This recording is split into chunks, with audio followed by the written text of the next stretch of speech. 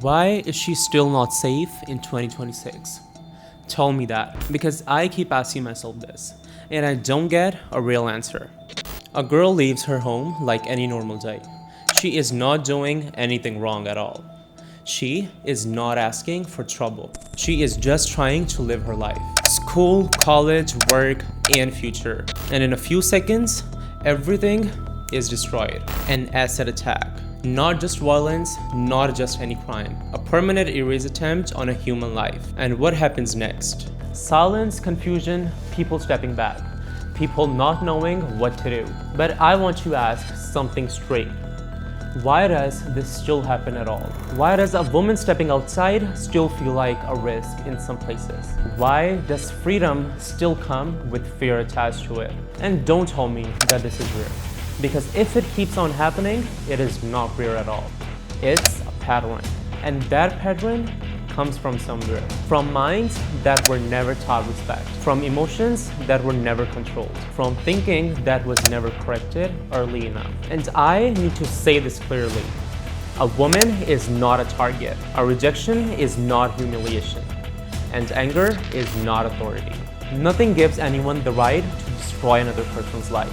Absolutely nothing. And the hardest part, we move on way too fast. A headline today is a memory for tomorrow, but the person lives with it forever. So I'm not here to soften this message. I'm here to say what too many people avoid saying out loud. This is not just a crime issue. This is a mindset crisis, a crisis of empathy, a crisis of accountability, a crisis of basic human respect. And until that changes, no amount of progress, education, or modern talk means anything. So I ask again, why is she still not safe? And for how long are we going to keep this normal when it clearly is not? And there's something we still do as a society that needs to be called out. We always question her first. What was she wearing? Why was she out late?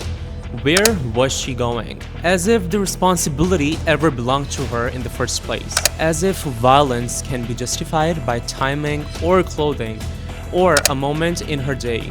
So let's be clear for a second.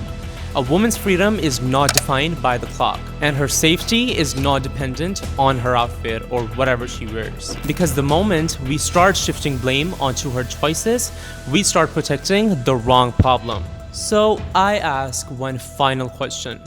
Are we truly trying to stop the violence, or are we still trying to explain it away? Because the world needs answers.